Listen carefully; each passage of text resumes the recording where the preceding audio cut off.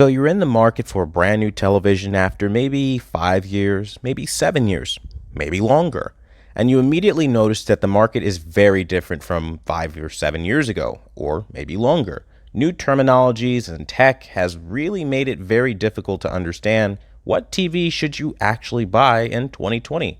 So today I'll be helping you and again, just finding what to look for in a television. So smack a like on this video if you like that kind of thing. Now, I'll be presenting this as easily as possible, so don't worry if you're not tech savvy or anything like that, or you're a total beginner, or maybe you want to show this to your grandma or your mom or your dad or whoever that might not have it together, or whoever, right? Maybe you yourself just need help. It's all right, I got you covered in this video. So again, just smack a like on this video because it helps me out. Now, let's talk about TVs. The first place you want to start is looking at the TV you have right now. You're going to get either a physical notepad or a digital notepad on your phone. And you're going to literally write everything you hate about your current TV down in that notepad. Now, I know at first that might sound cheesy and like really stupid, but trust me, this comes into play later on. So literally analyze your situation, right? Do you have a problem where you have a lot of reflections coming in and hitting the screen? Do you have a problem where the bezels are too thick? Are colors too washed out? Is upscaling with cable really muddy and poor quality? Do you have a problem with the way that the TV is handling signals? Maybe you want smart features. Are you a gamer? Do you prefer wide viewing angles? Are you having a problem with that with your current seating arrangement? Are you having problems with getting to the next generation of home theater systems? You have to ask yourself all of these questions and write them all down. What is it that made you say, I want a new TV? And take that list into the store and ignore everything else. Literally go off of that list. Don't show a sales representative that list. You take that list and you keep it for you, because I promise you, they'll do their job one way or another either way. They're going to sell and upsell and upsell and upsell. And they're going to do what's called top-down selling. They're going to usually try to take you to the highest point of the television market that they think you can afford, and then work their way down to what they think is more reasonable, already in the back of their mind having a goal set for you. So if you don't go in there with a plan, they will make one for you. And I don't say this as some guy guessing. I say this as somebody who used to be a former sales representative. I know all about retail and how it works. Of course, this was many years ago, but the concept never changes, right? So trust me, I have insider knowledge here.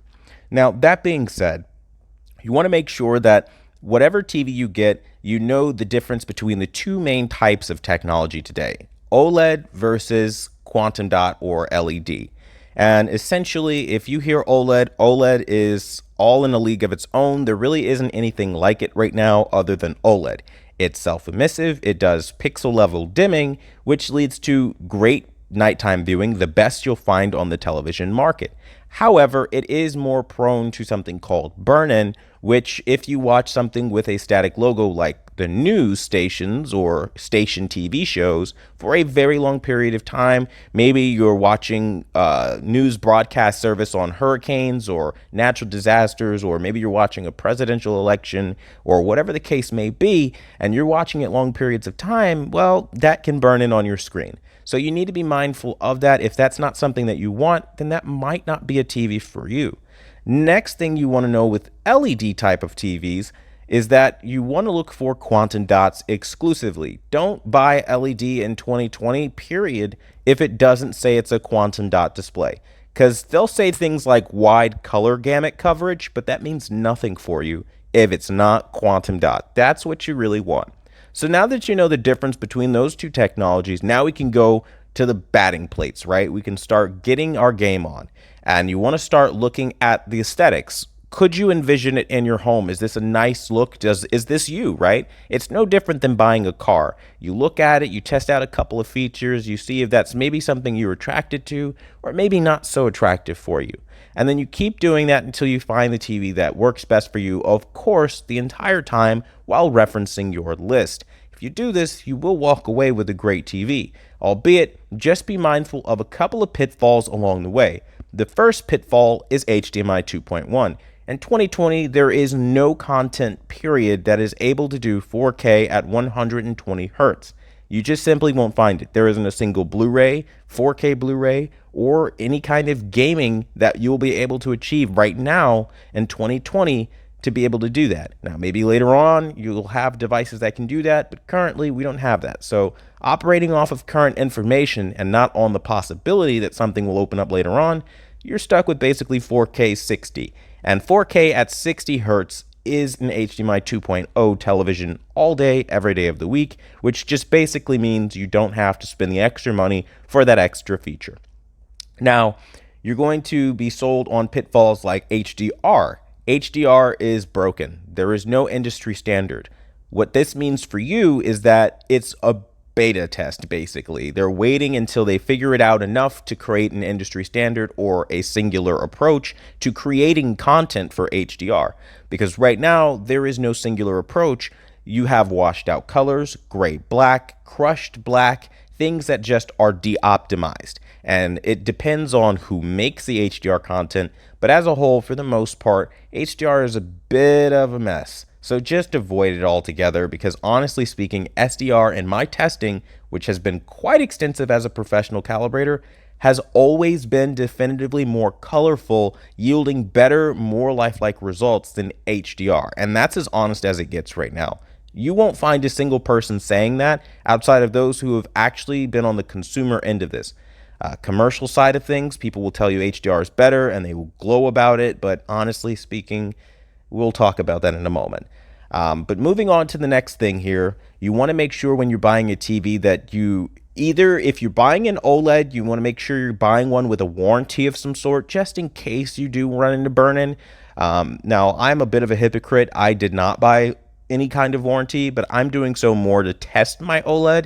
But if you're not trying to test it and you're more like, this is my everyday, I don't ever want anything to happen without risk, then make sure you get a warranty just in case something happens down the road.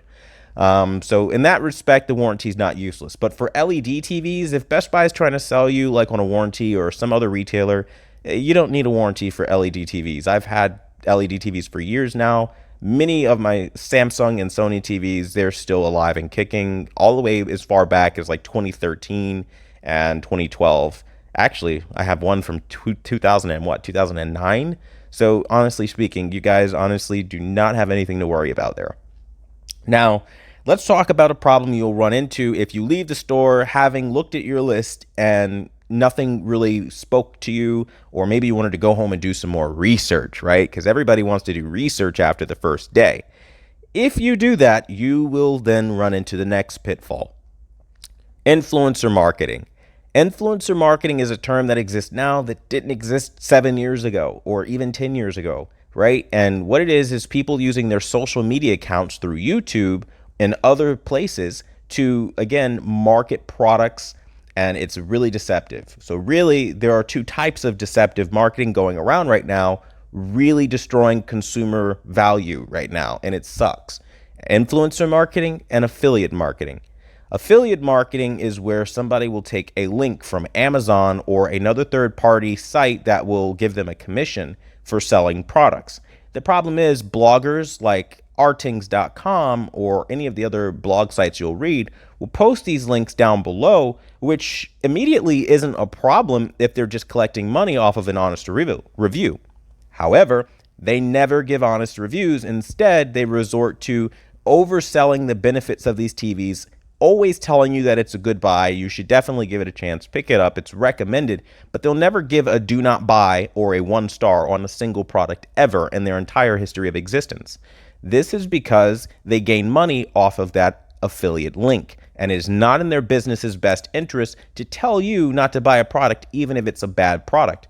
I've had countless TVs from rtings.com through my customers be purchased, and they just weren't great off of that recommendation. So be mindful of that. They are probably the worst place to start if you are buying a television. A lot of misinformation out of rtings, especially when you're looking at budget TVs. They will literally lie to you and say it's great for nighttime viewing, and you'll get clouding and blooming and a lot of black level issues, which basically means bad nighttime viewing. Now, when you're talking about influencer marketing, you'll have a lot of people that will go on YouTube, get a sponsor. The sponsor will hand them money to lie and make a commercial about the video, posing and pretending to be an everyday person who's just innocently making a video. This is, I'm telling you guys, it's the biggest pet peeve of mine right now as a professional calibrator, because I'm the guy that goes out to these homes and sees the aftermath of this effect. People that lie for the sake of building their own businesses are hurting everyday families, and people are out a fat $1,500, $1,000, or however much you came in with wanting to spend on that television. So I advocate for consumers and their values and their rights, and this is just one of the many ways that I do that. So again, smack a like on this video if you like that kind of thing. Essentially, to sum this all up though, if you write your ideas and your thoughts down and you go with a plan and you know what you hate about your last TV, you don't fall into trendy little things like AI and smart TV and all that stuff, and you really just go for what you came there for and your big reasons to upgrade, you'll be good to go. Now, I'm a guy that is considered to be in the know with televisions, and if you need help, particularly between a different model, I usually know ahead of everybody else what TV is good and what TV is not. So just shoot me a line and ask me, and I'll outright just tell you if it's good or not. That being said, I'm not going to be a brand advocate or anything like that, so you don't have to worry about it. I'm not sponsored by any brands or any manufacturers in any way to give any of these statements in this video at all. This is solely for your benefit. So again, if you need help, reach out and I'll do what I can to help you out. Thanks so much for watching the #1 brand in honesty, and until the next video, I'll see you guys later.